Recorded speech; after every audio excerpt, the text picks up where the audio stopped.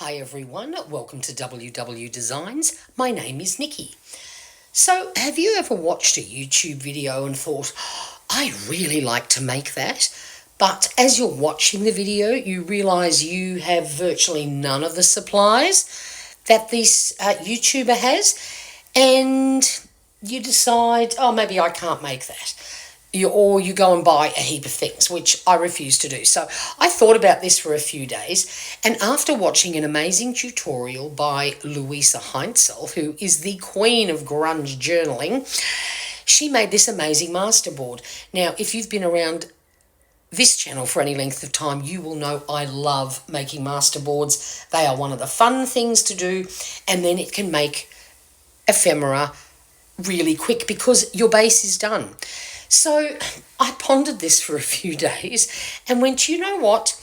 I don't have all the things Luise has, but can I use what I do have and see if I can come up with something similar? It doesn't have to be an identical copy. So no, we're going to use what we've got and have a go. So normally I do all my masterboards in this book that you'll see here. I got it from Kmart years ago. It's pretty good paper, but it's not perfect. But to do this exercise, you do need a decent quality paper that can handle some water. So if you have mixed media paper or watercolor paper, even if you don't, just don't use anything too thin. If it does get a bit warpy, you can just put it under a book when it's done. But I find this paper for my $5 pad actually does really quite well. So I've just got a piece of baking paper down there just to protect the edges, because the first thing we're going to do is prepare our background. Now this, of course, is where I came into hesitation about having a go at this right at the start, because what Luise used was a stencil, but then she used a brown permanent ink, archival ink. I don't have a brown one. I've only got a black one. So that was already problem number one. So I thought, okay, what can we do to make this work? So to me, the most logical thing to pick was acrylic paint. Now, I have got some brown distress inks and oxides, but of course, when you use those and then you start adding water to it, they can dissolve and blend and do all sorts of things. So I'm going to start with this acrylic paint, and hoping that once the acrylic paint is dry, it will not dissolve. It's there to stay. You can't reactivate it with water. So I'm going to dab some paint onto my little makeup sponge. I just buy a bulk pack from the cheap shops. And I've got a little piece of paper there just to try and take those first few dobs off. You know, where the paint can be really thick, because that's not what I want here. And I'm trying not to sort of press too hard. I don't need it too bold. But as you can see, I just don't want it glunky. And this way, you don't end up with the leak-throughs underneath because you're not using too much paint. So this stencil I got off, it came in a set from Temu. It's just a very generic flower arrangement. And when I'm stenciling and things, I like to move my paper around, not necessarily just move the stencil around. I like to sort of be able to keep the bits that already have paint on it, keep my hands and the stencil away from it. So that was very simple. Anyone can do that. Then I've grabbed another stencil and I'm going to add a slightly darker brown for this. And I don't care if the two colours blend a little bit, that's fine also, because all I want is, I want a brown, because that's what Luise did, and so that's what I'm going to do. So this is just another large floral, it's again a very generic-y flower thing. It really doesn't matter. By the time you've seen this finished, there's so many layers on it, you wouldn't even know what I actually used. If I could put rude finger symbols down underneath there, and I don't even think you'd notice. So, but beside that, we are just filling the gap. We don't want to fill every single bit. I'm happy to leave some white space, so to speak. We're not trying to completely fill this at all, but we're just adding some flowers. Then the next thing I'm doing, I'm grabbing this very grungy old stencil. I have no idea where I've got this one from. It's been a fave of mine. Luise had a lovely one that had nice big numbers on it. These are not big numbers, but guess what? It doesn't matter. They're still numbers, and it's going to do a very similar job. So again, we're just picking little spots, dabbing off the thickest parts of the paint so we don't end it up too dark and blobby. And now we're adding a few numbers. And don't forget to sort of turn your numbers. See, it doesn't matter so much with flowers, but when you're using numbers, do some the right way, do some to the left, do some to the right, do some upside down. That's what sort of makes this all fun, especially when it's finished. So I'll keep turning and fluffing and messing around. Again, not trying to fill in every little space. I'm happy to have some space left behind, but just adding bits and pieces.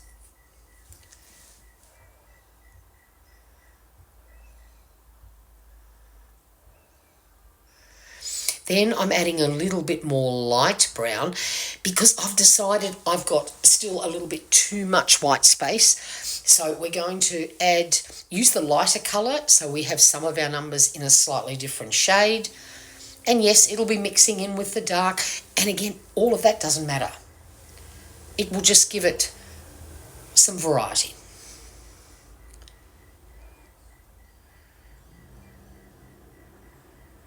And then I sit there and I ponder it and I decide I need more flowers. There's a bit too much white space still, and I just want a few more of these little round flowers. So we've got this weird coloured brown that's a combo of all the things, and we're just adding just a few more.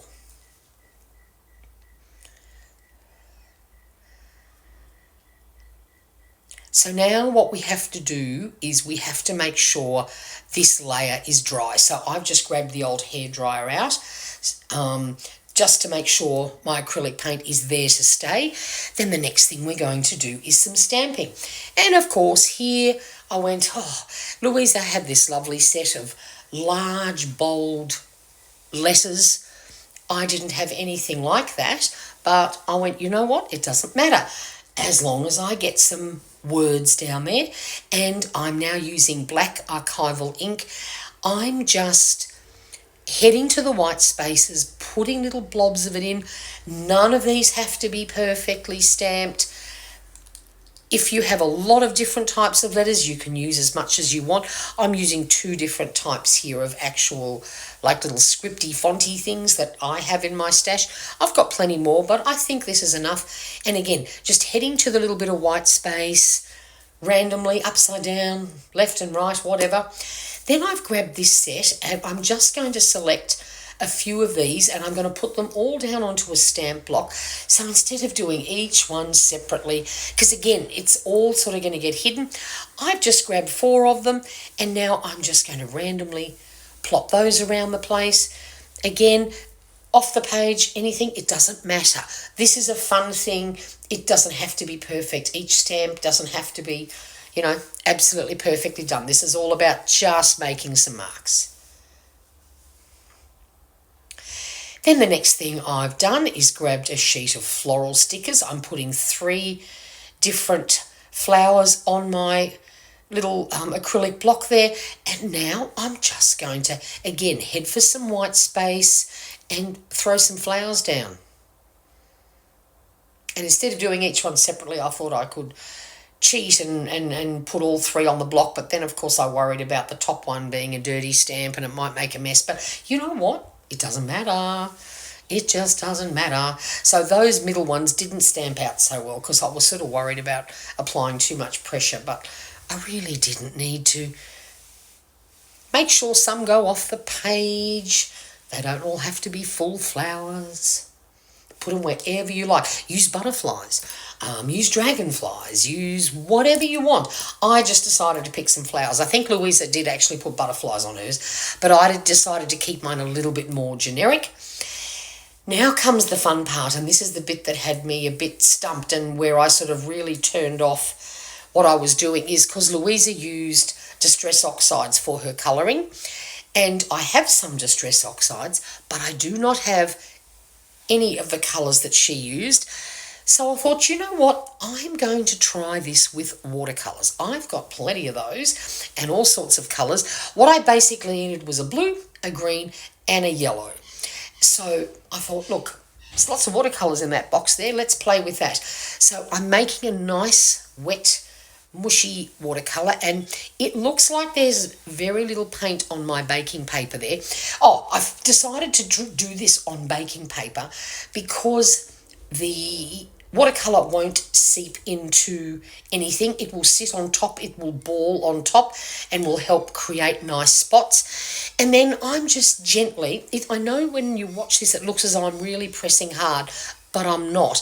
I'm just gently tapping my sheet, my masterboard, down onto the paint.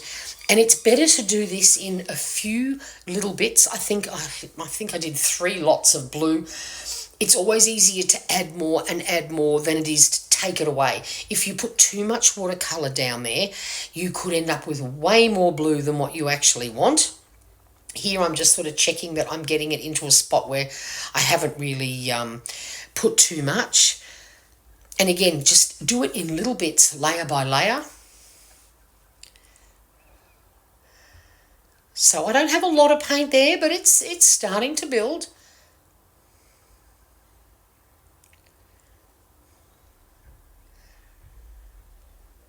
So then I'm grabbing a wet wipe and I'm just gently rubbing away any bit of blue that's left so that when I add the green, it's going to be green.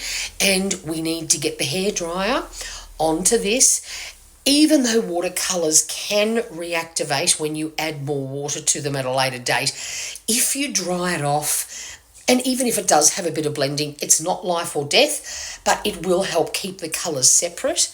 So now I'm heading to green. I don't know how close these particular colours are to Luise's, and I really don't care. That's irrelevant. I'm going to get the same sort of look. So we're going through exactly the same process using green. Now, I'm tapping lightly. If you press really hard, you could end up with a very large splodge, and I'm really trying to avoid that.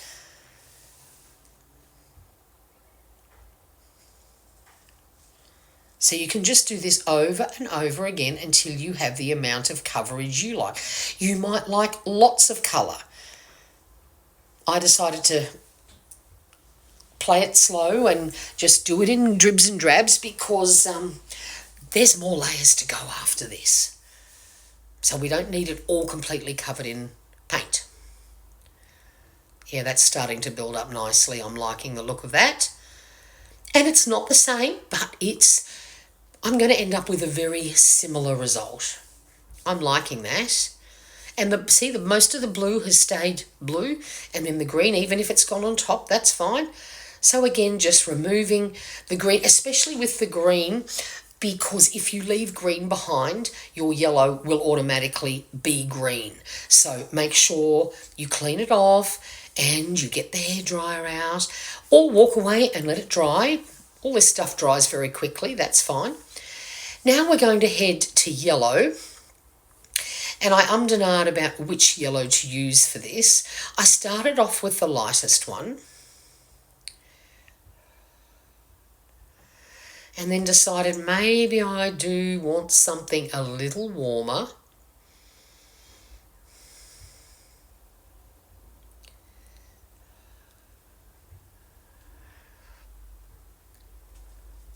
Actually, no, I did do the first layer of yellow with just the one colour. I forgot about that. I did mess around with the yellows because when I was putting it on the page, I thought, oh, this is a little bit light. And I think I had a tiny bit of green still left there. So I went and got fresh water and started again. And then decided, maybe we'll have something a little bolder.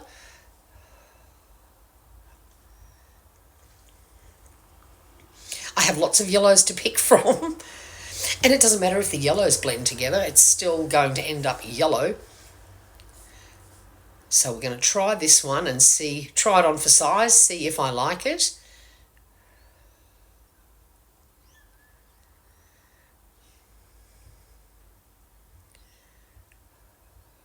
Now I'm going for an even darker one.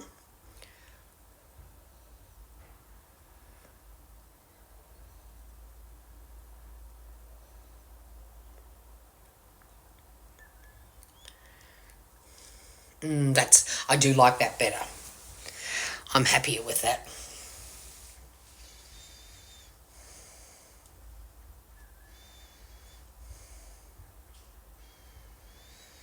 So I think now it's time to call it quits with the paint. I'm very happy with that. Hair dry time again. So before we do anything else, make sure you get it nice and dry, because I've got a few puddles there.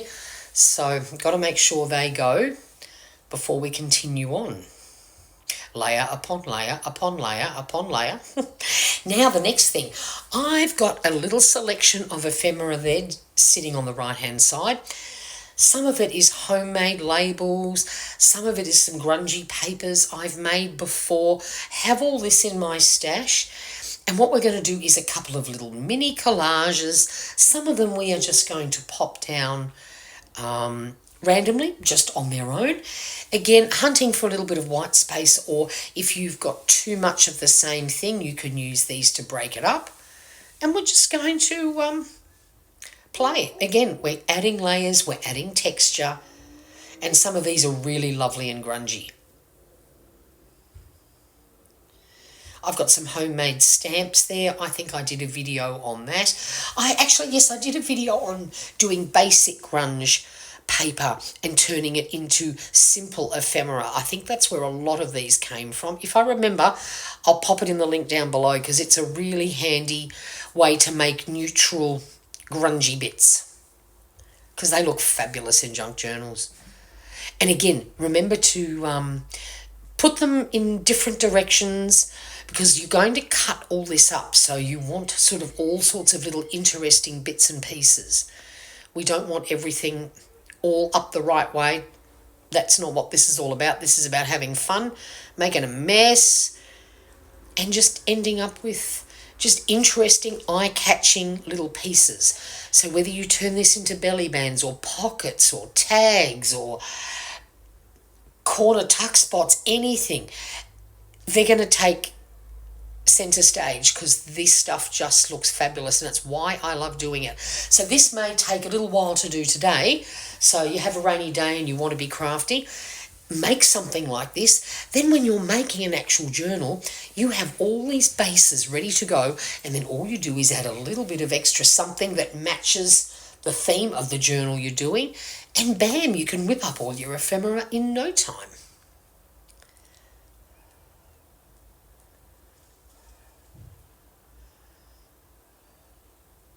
So that's all of those done.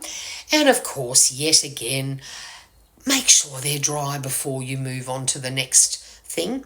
Now, I know in the camera vision, this paper looks really quite white, but it's just the light of the day, because it's a very sunny day in winter in Queensland here. It's actually a lot darker than that, but I'm seeing quite a bit of white. So what I've done, I've grabbed my favourite thing, and that is my coffee spray. It's just instant coffee in a spray bottle. And if you press slowly instead of really quickly, you can end up with some really nice blobs and pools of coffee. So again, I'm trying to make this a bit darker and grungier, and in reality it definitely is darker than this. It just looks quite white, but that's irrelevant.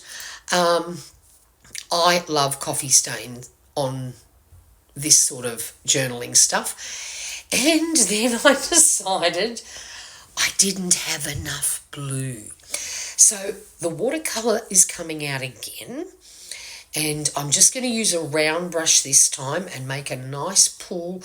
I'm even going for a slightly darker blue too, just for fun.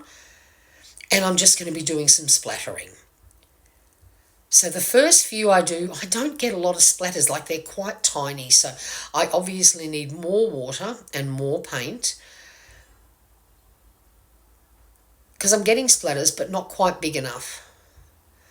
So then I add a lot of water, whoosh it all around, and slowly tap, and I end up with some really nice blobs. Now, of course, this blue paint is going to sit on top of the wet coffee, so you're going to get some lovely blending too, which is always delightful.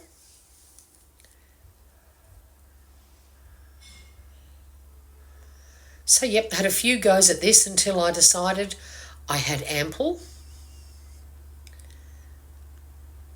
Trouble is, it's very hard to know when to stop. This is one of those things you can just keep going until the cows come home. But I need to stop and let this dry 100% before we do anything else, because I want all those lovely pools to dry and stay there. So now we've got another stencil out, and this is just for some little shapes. Now, when I'm stenciling, I always try and work from the right-hand side over to the left. That way you drag your stencil to the left and you reduce the risk of having your stencil sit on top of fresh paint that you've just put down there. So we're not going for lots of this. We're just going to add a little bit more texture. We're going to find maybe some little white spaces that need a bit of oomph, or guess what? You're just going to be making some extra marks. This is a little tub of El Cheapo black gesso that I had, and I just decided to use that. I've done the same thing, dabbing on the paper to get rid of the heaviest and thickest of the paint so that we don't have bleed through. And we're just adding some. Again, no real rhyme or reason to this. It's just creating more focal points, more layers, and I love it. Don't know where I got this stencil from. I have had this for years, and it's one of my favourites because I love those little shapes.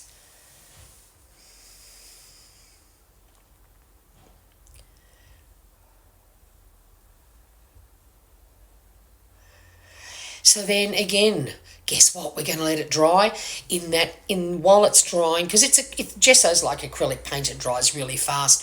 I went and washed my stencil and my little sponge before it got too gunky, and now I am getting some texture paste. I just love this light. It's called light modelling paste, I think it is. It's from, who's it from? Yeah, one of them. Aussie company. Honestly, but it's great. It's quite, when it says light, it's actually not as thick as some of the other ones I've used, and I find it does a beautiful job. And I'm using a different stencil here. This is these little arrowy shapes, and again, we're just adding some down.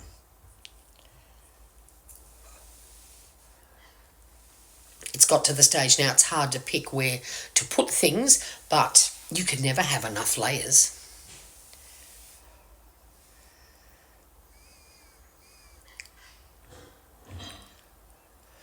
And I'm not trying to do it perfectly. No need for that.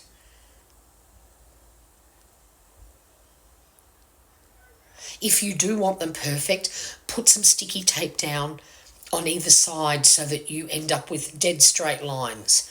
But for something like this, there's no need for that. They can just be anywhere.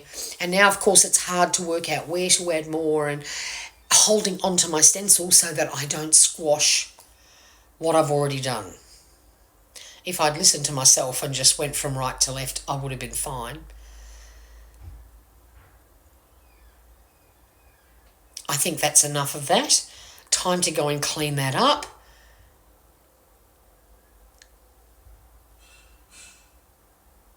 And we are done. Have a look at all these glorious layers and colours. So now all you have to do is, once it's dry, is flip it over and cut it up into whichever shape sizes you like. Make a variety, and if you turn it upside down you can't see, so it's all a bit of a game as to what you end up with. Hope you enjoyed this. Hope it inspires you to have a go on a rainy day to make a gorgeous masterboard. If you have any questions, leave them in the comments box below. Please give this video a thumbs up, and if you'd like to see me chop it up and decorate it, let me know down in the comments. And until next time, bye for now.